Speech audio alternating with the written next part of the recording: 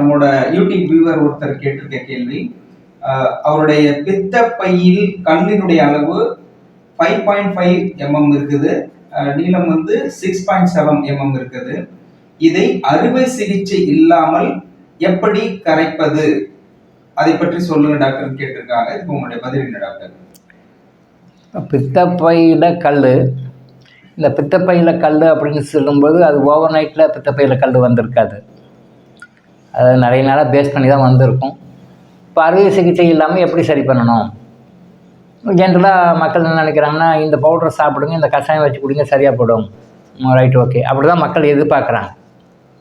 உள்ளே எவ்வளோ பெரிய பிரச்சனை இருக்குன்றதை விட, நான் சித்தா போனேன், ஆயுர்வேதா போனேன், இந்த சூர்ணம் சாப்பிடுங்க, இந்த கஷாயம் வச்சு குடிங்க, சரியாக போடும், சாப்பிட்டேன் சரியாக போச்சு, ஓகே ரைட் அப்படின்னு ரிசல்ட் வரணும்னு எதிர்பார்க்குறாங்க. அந்த எதிர்பார்ப்பு தான் மக்கள் கேட்குறாங்க. ஆனால் நடைமுறையில் அது சாத்தியம் இல்லை. பித்தப்பையில் இவ்வளோ பெரிய கல் வந்துருச்சு, அது ஆப்ரேஷன் பண்ணால் தான் சரியாகும், ரைட், ஓகே, ஆப்ரேஷன் பண்ணிடுறாங்க. ஆப்ரேஷன் பண்ண பிறகு திருப்பியும் கல் வருது, இதுக்கு என்ன பண்ணுறது? ஆப்ரேஷன் பண்ணிட்டோம், கல் எடுத்துட்டோம், right, okay, right, permanent cure, right, okay, done அப்படின்னா பரவாயில்ல. ஆனால் நிறைய பேருக்கு வந்து பித்தப்பையில் கல் எடுத்து சர்ஜரி பண்ணி முடிச்சிடுறாங்க.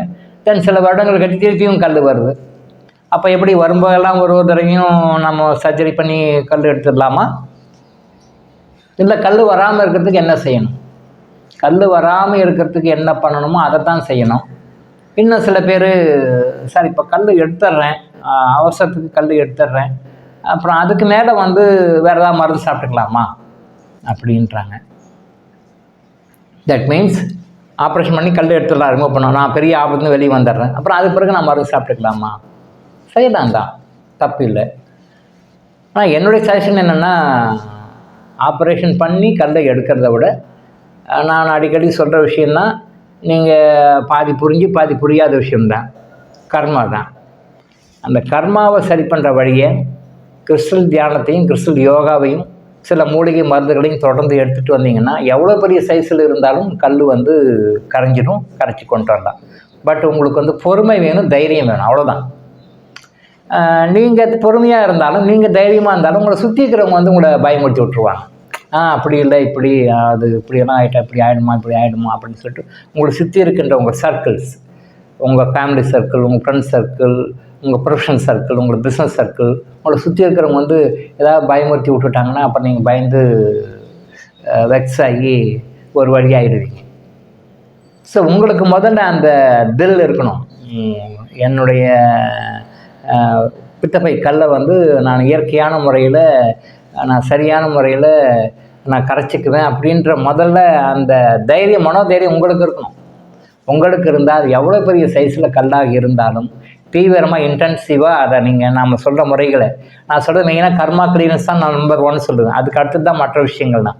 ஸோ கர்மா கிளியரன்ஸ் பண்ணுறதுக்கு என்ன செய்யணுமோ அதையும் செஞ்சுட்டு மற்ற மருத்துவ முறைகளையும் நீங்கள் ரெண்டையும் சேர்ந்து ஃபாலோ பண்ணும்போது தான் நான் சொல்கிறது இன்டர்னல் ரீசன், எக்ஸ்டர்னல் ரீசன். எந்த ஒரு நோய்க்கும் எந்த ஒரு பிரச்சனைக்கும் கண்ணுக்கு தெரியாத காரணம் ஒன்று இருக்குது, கண்ணுக்கு தெரிந்த காரணங்கள் இருக்குது.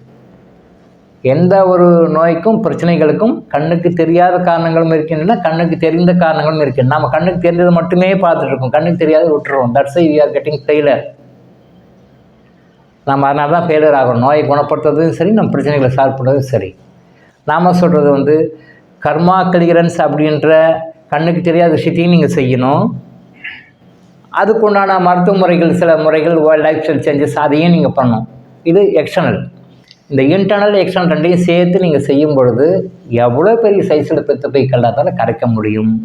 குறைஞ்சபட்சம் ஒரு 6 மாதத்துக்கு இருந்து 1 இயர் வரைக்கும் ஆகும், அதுவே கரைஞ்சிடும். உங்கள் கல் ஓவர் நைட்டில் அந்த சைஸ்க்கு வரல, அது பல மாதங்களாக, வருடங்களாக கொஞ்சம் கொஞ்சமாக வந்து தான் இன்றைக்கி நீங்கள் ஸ்கேன் பண்ணி பார்க்கும்போது உங்களுக்கு அந்த சைஸில் இருக்குது. எப்படி கல் வந்ததோ அதே ஸ்பீடில் தான் கரைக்க முடியும் ஒழிய ஓவர் நைட்டில் இப்போ இன்றைக்கி மருந்து கொடுக்குறோம், நாளைக்கு காலையில் கரைஞ்சி போச்சு, கல் தூக்கி போ அப்படிலாம் பண்ண முடியும். It is impossible. அப்படி யாராவது சொன்னாலும் நம்பாதீங்க. கல் எப்படி உங்கள் உடம்புக்குள்ளே வந்தது? நீங்கள் கல் வச்சுவீங்களா? இல்லை, நீங்கள் கல்லை எடுத்து உள்ளே வைக்கல, அதுவாக தான் வந்தது இல்லையா? எப்படி கல் உள்ளே வந்ததோ அதே ஸ்பீடில் கல் அப்படியே கரைக்க முடியும். ரிவர்ஸ் ஆகி 0லேருந்து தான் உங்கள் சைஸ்க்கு வந்தது. அப்போ உங்கள் சைஸ் டு திருப்பி 0 அகெயின் ரிவர்ஸ் வரணும். முன்னாடி போகிறோம், இப்போ பின்னாடி வரணும், ரிவர்ஸ் வரணும். குறைஞ்சபட்சம் ஒரு 6 மாதம் 1 இயர் வரைக்கும் ஆகும். இந்த முறைகளை நீங்கள் கரெக்டாக ஃபாலோ பண்ணிட்டு வந்தீங்கன்னா அப்படியே மெதுவாக அப்படியே கரைஞ்சி ஒரு 1 இயர் கழிச்சு ஸ்கேன் பண்ணி பார்த்தீங்கன்னா பித்தப்பையில் கல்லே இருக்காது, நார்மலாக இருக்கும், கரெக்டாக இருக்கும். ஸோ அதனால பொறுமையாக இருக்கணும், பொறுமையாக தைரியமாக இருக்கணும். பொறுமையாகவும் தைரியமாகவும் நம்பிக்கையோடும் நீங்கள் எடுத்தீங்க அப்படின்னு சொல்லி சொன்னால் ஆப்ரேஷன் இல்லாமையே எவ்வளோ பெரிய கல்லாக இருந்தாலும் குணப்படுத்த முடியும். இதுதான் உண்மை. நாம் அவங்க சொல்கிறாங்க இவங்க சொல்கிறாங்க அப்படி இப்படின்னு சொல்லி பயந்துக்கிட்டு நாம் போய் ஹாஸ்பிட்டலில் போய் படுத்துக்கிட்டோம்னா அவங்க சர்ஜரி பண்ணத்தான் செய்வாங்க. அவங்களுக்கு தெரிஞ்சது என்ன, சர்ஜரி பண்ண தான் செய்வாங்க, எடுப்பாங்க, அவ்வளோதான். திருப்பி கொஞ்ச நாள் கழிச்சு திருப்பும் வரத்துக்கு வாய்ப்பு இருக்குது. அது அவங்களுடைய வாழ்க்கை ஸ்டைலு, கர்மா, மற்ற நடைமுறை உணவு பழக்கங்கள், நம்முடைய லைஃப் ஸ்டைல், இது நிறைய கேரக்டர்ஸ் இருக்குது, ஃபேக்டர்ஸ் நிறையா இருக்குது. இதையெல்லாம் வச்சு திருப்பவும் கொஞ்சம் நாள் தான் வரும், திருப்பவும் கொஞ்சம் நாளில் வரும்.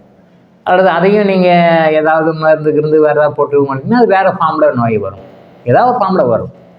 ஸோ எந்த ஒரு நோயாக இருந்தாலும் அதுக்கு முழுமையான தீர்வுன்றது முதல்ல நீங்கள் நம்புங்க. கடவுள் நோயை உங்களுக்கு கொடுக்குறது ஒரு நல்ல விஷயத்துக்காக தான் கொடுக்குறாரு. நீங்கள் தெரிஞ்சு நல்லா வரணும், ஆரோக்கியம் அடையணுன்றதுக்காக தான் கொடுக்குறாரு. உங்களுக்கு கஷ்டப்படுத்தணும், துன்பப்படுத்தணும் அப்படின்றது காரணத்துக்காக கடவுள் உங்களுக்கு எந்த நோயும் கொடுக்கவில்லை. அதை நீங்கள் முதல்ல புரிஞ்சுக்கணும். கடவுள் உங்கள் மேலே அன்பை வச்சுருக்காருன்னு தெரிஞ்சுக்கணும். கடவுள் உங்களை பழி வாங்கலன்னு தெரிஞ்சுக்கணும். கடவுள் உங்களுக்கு நல்லது தான் பண்ணுவாருன்னு நீங்கள் நம்பணும். அதான் உண்மை. உங்களை படித்த கடவுளுக்கு உங்களை நல்லா வச்சுக்கணுன்றது தான் எண்ணம், உங்களை கஷ்டப்படுத்தணுன்ற எண்ணம் கிடையாது. கடவுளை சரியாக புரிந்து கொள்ளவில்லை, அதனால் நம்மளே அறியாமல் நாமளே கஷ்டப்பட்டு கொண்டிருக்கின்றோம். ஸோ முறையான தியானம், முறையான உணவு பழக்கம், முறையான வாழ்வியல் முறைகளை நீங்கள் கரெக்டாக ஃபாலோ பண்ணீங்க அப்படின்னு சொன்னால் விதவுட் சர்ஜரிக்கே போகாமல் உங்களுடைய பித்தப்பைக்களை சரிப்படுத்த முடியும், குணப்படுத்த முடியும். எல்லாருமே பண்ண முடியும். ஆப்ரேஷன் சர்ஜரின்றது உடம்புல எந்த ஒரு நோய்க்குமே தேவையில்லைன்றது டாக்டர் இளங்கோ ஆயுஷ் ஹாஸ்பிட்டலுடைய தெளிவான ஒரு கருத்து.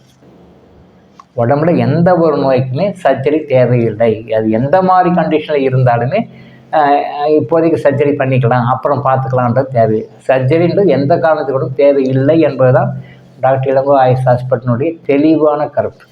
இதை புரிஞ்சுக்கிட்டிங்கன்னா வாழ்க்கையில் நீங்கள் என்றைக்கும் ஹாப்பியாக இருப்பீங்க. டாக்டர் இளங்கோ ஆயுஷ் ஹாஸ்பிட்டல் வழங்கும் விழிப்புணர்வு இது.